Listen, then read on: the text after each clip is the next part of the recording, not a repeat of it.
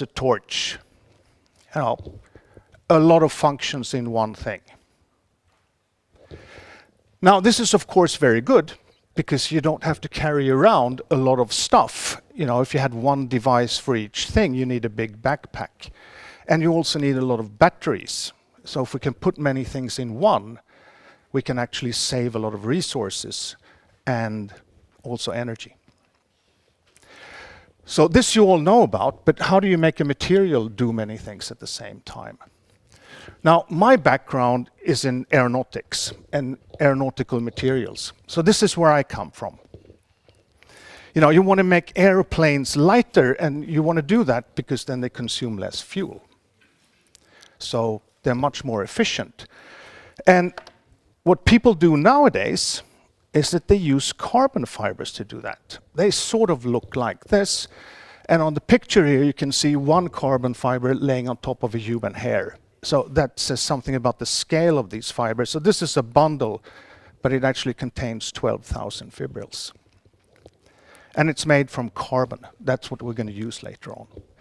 And then you can actually use these and impregnate them with some polymer, and you can make materials that are very stiff and very strong and very light. So you can build airplanes and you save mass. Okay. Haven't come to where that links into the mobile phone yet, but I will do that. It's actually the same thing with cars. And I think this is a good example of a car because it uses carbon fiber chassis. And the reason for that is because this is an electric car. So if you can make that car lighter, you don't need so many batteries. And batteries are expensive.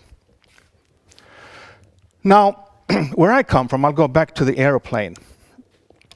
There's one huge challenge in the world, and that is to fly electric. I'm sure you've read about that in the newspapers. We want to make electric airplanes. Okay. So these are some key numbers here. I'm going to see if I can pull you through that. So there's an energy density here of jet A1 fuel, which is about the same as diesel or gasoline. It doesn't make much difference. About 12,000 watt-hours per kilogram. So there's a lot of energy in that. Now the battery, on the other hand, doesn't have so much energy in it. Even though that number has increased a bit in the past few years, but it's still in the hundreds or lower than 200. Okay, imagine yourself. You're on a flight. You want to go to Hamburg or, I don't know, Amsterdam or something like that. Then they actually fuel up the plane. They fuel up with about 30 kilograms of kerosene per passenger. So that's part of your airplane ticket, isn't it? 30 kilograms. Now, if we want to replace those 30 kilograms with batteries, we're going to need 1,000 kilograms of batteries per seat. Okay? That will not fly. So of course everybody's looking for things. How do we achieve this? Because we're going to need less mass and more energy. Okay, one way to think about this is to have something which is multifunctional. At least that can save some mass. So if you look at a car or an airplane, there are two things that has the highest mass contribution. It's the structure, that carries load, the roof and the doors and everything like that. And then there's a battery pack. Okay, now that thing does one thing. It carries load. It's what we call monofunctional. That's the only thing it does. And that thing does only one thing. It stores the energy. It's monofunctional. But what if? What if we can make some of those batteries actually carry load? Or make the structure store energy? Then it could do two things at the same time. And hopefully we can save mass. And that's going to be much more energy efficient. So if you just look at an example here, this is a Tesla car. It's 1,500 kilograms of structure and 600 kilograms of batteries. But it's sort of the same relation with any car here. So can we put some of that into that? Then maybe we could save some mass and be more sustainable. Now, let me take a step back now to the cell phone. Oops. You all know about that, but there's something that drives it, and that's the battery. Okay. So it has a lithium-ion battery. You have them everywhere, absolutely everywhere. And, you know, it's not really rocket science. I'm not a chemist, and I think I understand this. So what do we have? Well, we have two electrodes, a positive one and a negative one. Sometimes this is called an anode and this is called a cathode. We have a separator and then we have some liquid electrolyte in there. And when we put some current on, you know, we start moving things. So we push the electrons on an outer circuit and the little lithium ions will actually, you know, swim in that electrolyte to the other side and they will store inside this.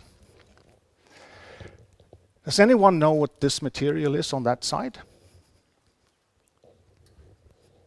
I guess you never dissect a battery, do you? It's carbon. It's graphitic carbon called graphite. So then you start thinking, you know, or at least we did, okay, it's carbon. Now, what's this? Well, it's carbon. Same thing, almost. So why don't we just replace that with a carbon fiber? Just and just, but you know, that's an idea. Maybe we can even change that side. I'll show you what it looks like for carbon fibers. And then of course we have to get rid of that liquid because otherwise we cannot build an airplane out of it. So we're going to need some sort of polymer here instead. But not just any polymer, because the ions still need to swim in there somehow, move if you like. So that's the lithium-ion battery, and the questions, of course, is it possible to put this together? Well, the first thing you need to know is let's have a look at its built. So let's think about this as a laminate instead, because it looks like a composite laminate with layers of carbon fibers. So you have one here with carbon fibers on it. We have a separator, and then we have another layer of carbon fibers which is coated with some electrochemically active material that we need. And then soak all of this in a polymer, and we can make, in theory at least, something that looks like this, that maybe we can build an airplane or a car or something out of. That's the idea. Does it work? Well, I think so. This is research, so it's still ongoing.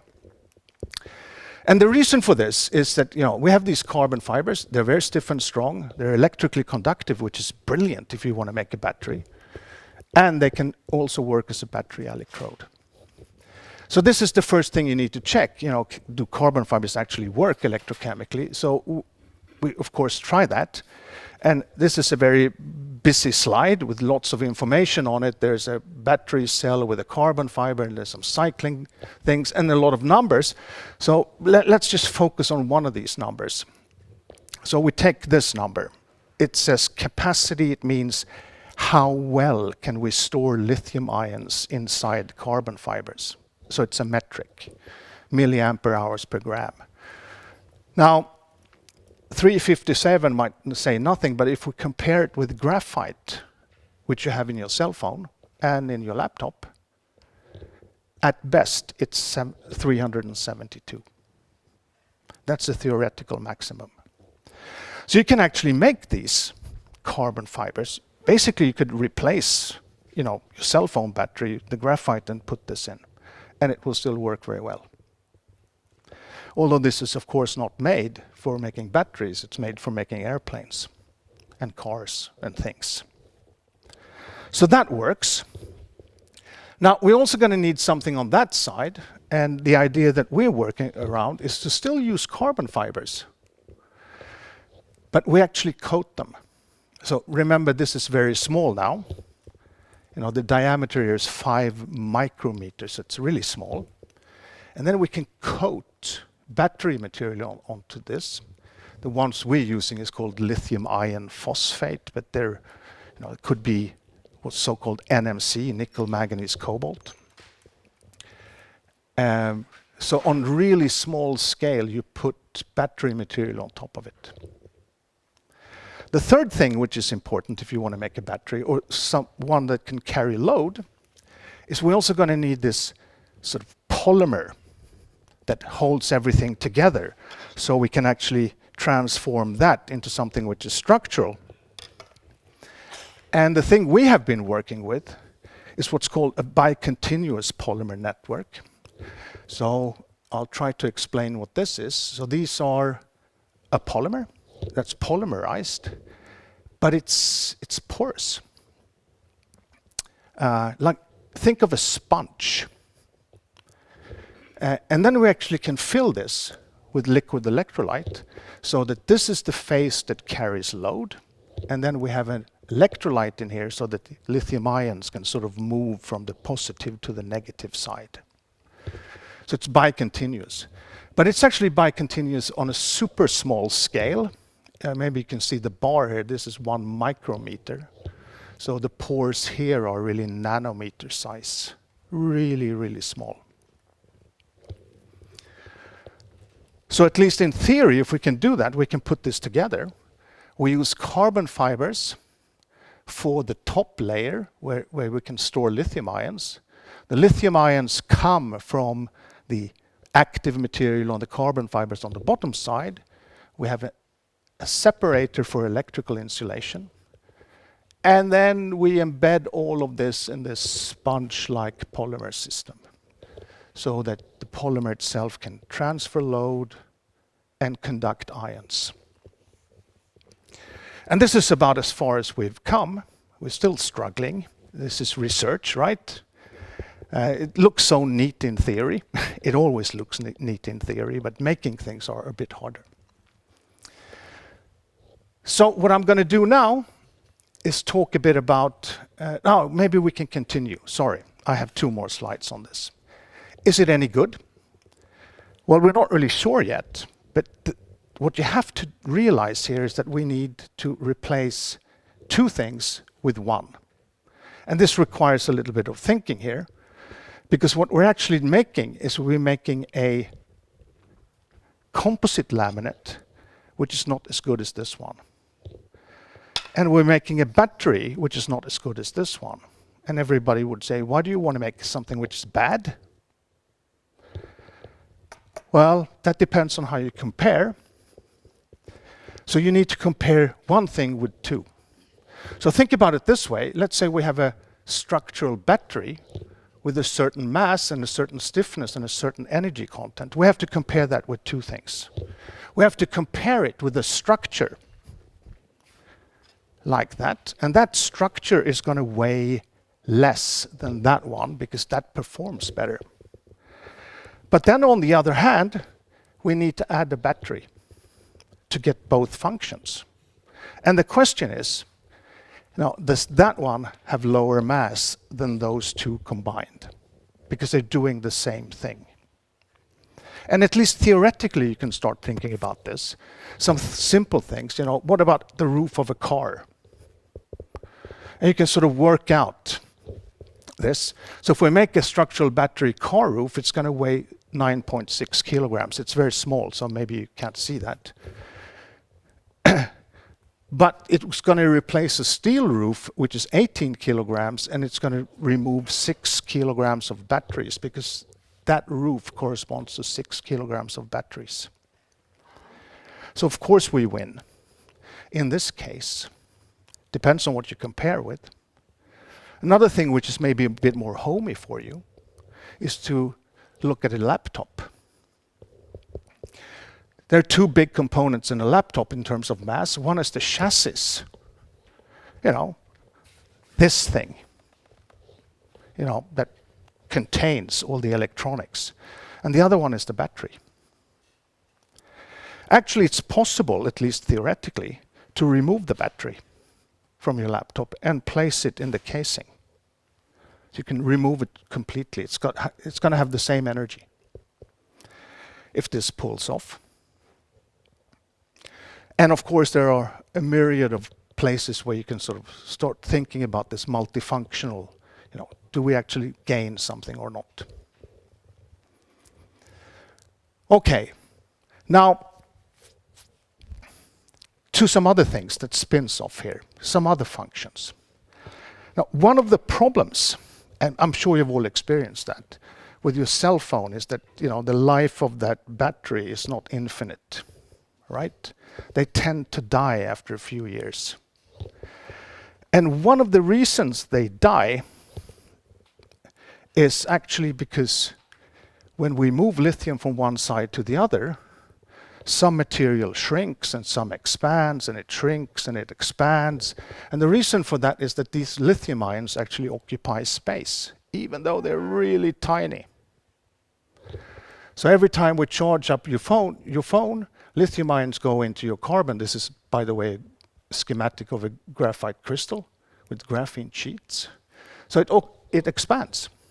And things starts cracking and you lose electrical contact. You consume more lithium and the battery just goes bad. And actually, the same thing is going to happen with our carbon fibers. So if we charge them with lithium, they expand. They get longer. And if we discharge it, they get shorter again. It's not much. Maybe something like this would become, 5 millimeters longer, something like that, approximately. So it's not really a lot.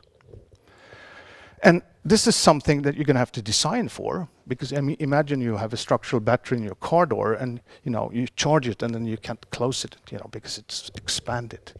So you're going to have to be clever when you do that. But there's another way of thinking. What if we try to use this for something else? You want to maximize the usage of those expansions. Actually, there's a way we can do that. So imagine the following. We have 2 layers of carbon fibers and an electrical separator in between. And now we charge this up with some lithium, not full, but say half full, which we can do. We charge them up previously. And then we put an electrical current on. If we do that, we're going to start moving lithium. So lithium is going to go from one side to the other. It's just like charging or discharging a battery. We move lithium. And if we do that, one layer is going to get longer and the other layer is going to get shorter. Which means that this thing is going to bend by the use of electrical current.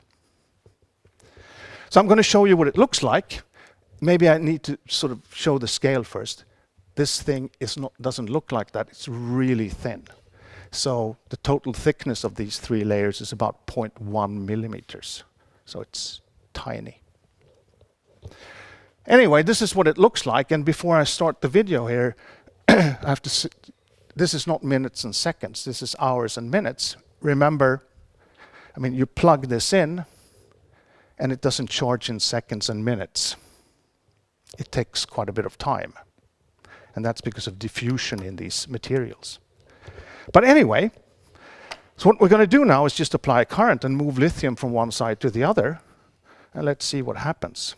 There's no force here or anything. So you move it.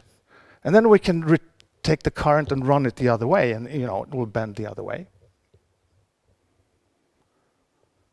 So basically it's a morphing material. It's a material that can change shape.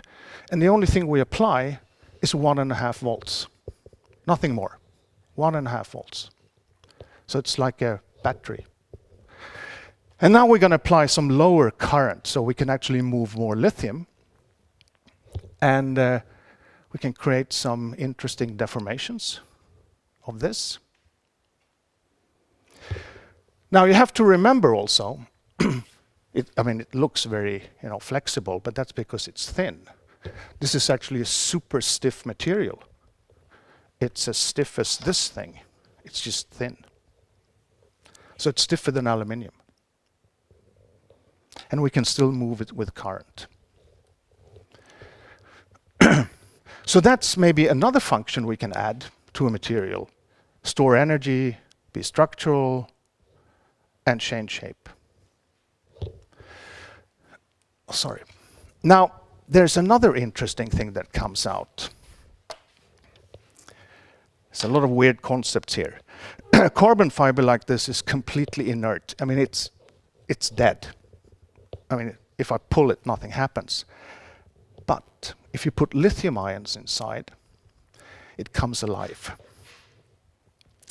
So you get something which is called a piezo-electrochemical effect. I'm sure you've heard of piezoelectrics. This is similar, but it's not the same effect. So it means that if I pull this, the voltage will change. So it does become alive in a sense, or at least electrically alive. And I guess we can have a look at that too to see what happens. So we have exactly the same setup. Sorry, I have to go back.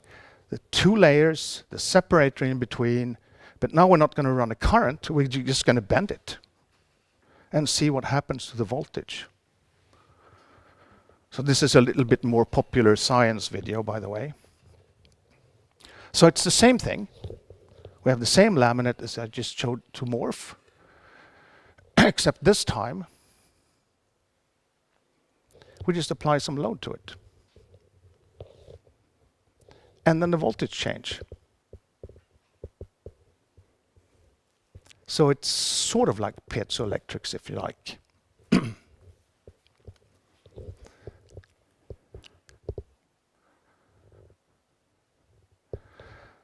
So it means we have another function.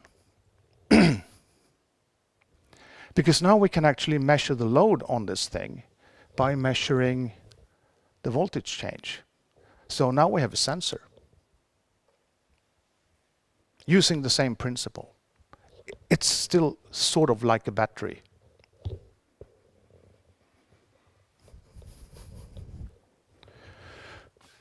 Okay, we can do more. Okay, I just showed you that experiment on the video, the 3 layers and the separator, and we apply some bending to it, and we can measure what's called the open circuit potential. That's the voltage change. Okay, so the circuit is open. So there are no currents running. But actually we can do the same thing. I'm not going to show you the video of that. It's not as interesting. Where instead we short circuit, meaning that there's 0 volts between the 2 layers. But then a current will run. So we'll get an electrical current running. And the driving force will be the bending. But I mean, maybe some of you are electrical engineers. I'm sure you can figure this out, that if we have some voltage but no amps, you know, no power. Here we have some amps but no voltage, 0 power. So we're actually not creating anything. But of course you can do that. You know, you put an electrical load in between and you can run both a voltage and a current and you create power. So we can bend this thing and take out electrical power. So it's an energy harvester or an energy converter, if you like, converting mechanical energy to electrical. And we're doing all this with one single device. Now I'm going to round off. So if you think about this material that we had, the carbon fiber composite, what can we do with it? Well, of course we can carry load because it's high performing. And we can make it change shape, store energy, sense, and harvest energy in one single entity. It's not out there. So if I get a question, you know, do you have any applications for this? Well, not yet. There's still, of course, everything is in the lab, still being developed. Also, you know, this is maybe what we're looking for on a higher scale. What if we can put things like this into a vehicle or an airplane or whatever, So we can have some battery function and we can remove some mass. We can put some wiring in there. I didn't talk about that, but that's possible too. We can integrate the sensors in the material itself, maybe harvest energy, and maybe in other cases we can also make morphing structures to make it more efficient. And the hope, of course, is to get the mass down, to make something more energy efficient. Now I'm going to have to end with some acknowledgements. Of course, this is not only my work. I mean, it's impossible to do this yourself because there's so many things involved. So there are several groups at KTH involved, electrochemists, polymer chemists, myself, physicists, and we do this together with Chalmers quite a bit, and also in quite a lot of collaboration with the Imperial College in London and Materials Institute, EMDI, in Madrid. So you don't work alone, really, because I couldn't do this myself. So you have to rely on other people with other people's competences. So it's not just really a multifunctional material, it's multifunctional research, or multidisciplinary, if you like. Now that was approximately half an hour, I think. That's what I aimed for, and I'm hoping I'm going to get some questions. And I'm not sure I can answer them, but I will try. Thank you so much, Dan, for this interesting lecture. When do you think we can see this vision of a car who harvests energy that you showed us? I don't know. It's very hard to say. I think it depends on where you're looking at. I think putting things into a laptop, that's not so hard. Because it's always in room temperature, and if it breaks, you get a new one. But I think the ultimate thing is to get it into airplanes, but that's going to take a very long time because they're super conservative, bringing in new things. So I guess it depends on where you start looking. I guess sports equipment would be an early adopter because then people are ready to pay for it. Cars, I don't know. It's all about price. Whereas airplanes is more about performance. So I guess it depends. But I think things like this is much, much easier to conceive. That's what I think. So then we have a question.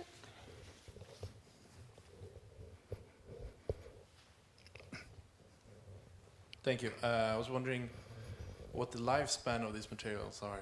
Because as you said, the batteries, they don't work forever. So would you have to change the whole structure? Probably. Well, the structure might still be good, but the battery function is probably going to degrade. On the other hand, you have to also realize that the batteries that they put in here, they're sort of super optimized, and they're working in voltage regimes, which is not really good. So of course you can make a battery live longer, but it's going to be a bit worse. So it's just performance, not life. But you can make batteries that live longer. So I guess it's up to that. It's going to be a trade-off, I think. Yeah. Thank you.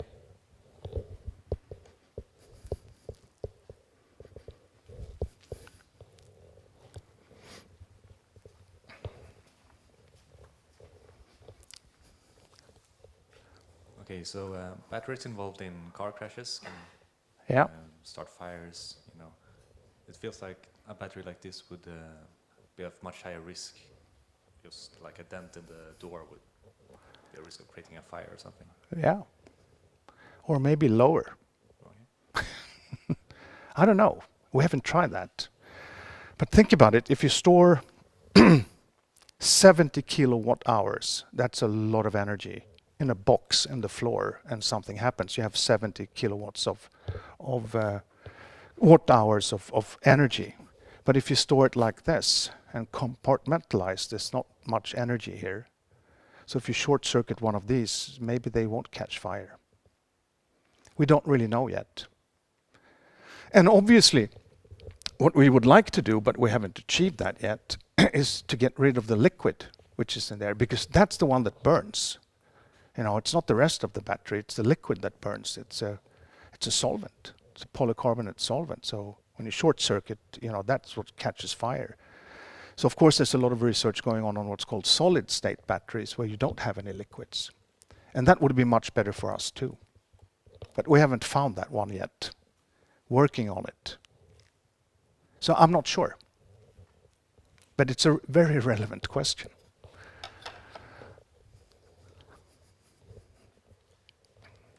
So I have two questions. So one you said in the end that you are a multidisciplinary work. Did you involve some economists in it? Because at the end it will be all about economics. Right? So particular questions would be like in the current, suppose we get a battery which is efficient, then the airplane industry would be looking at maybe we can remove the battery and put it back at the airport, because then, you know, the time the airplane is going to be on tarmac is going to be reduced.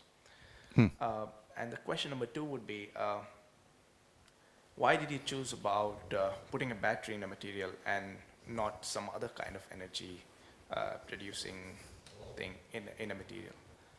Because you started with the hypothesis that you want the material to be multifunctional. So, I mean, the battery is not the only like energy producing thing. True. Yeah. Okay, I'll start with the first one.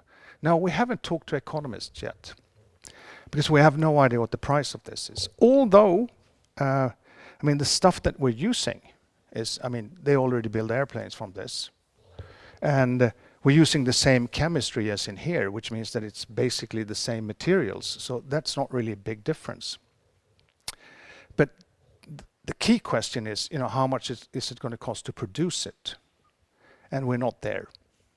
So I guess that's pending, because we're not sure how do we produce this on large scale.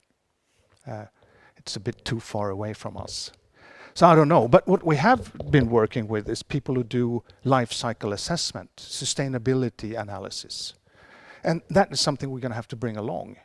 Because if a thing like this gives a higher CO2 footprint than the others, well, I guess maybe we should give up.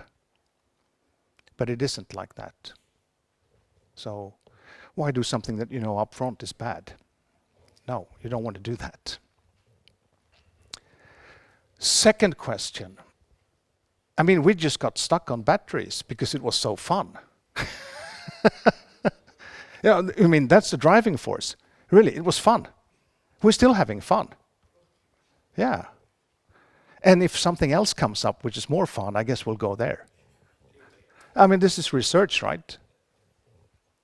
You want to have fun. Do something meaningful and intellectually interesting. Sure. And we have the luxury of being able to do that. But you're right, if something else comes up, which is clever, then why not? Sure.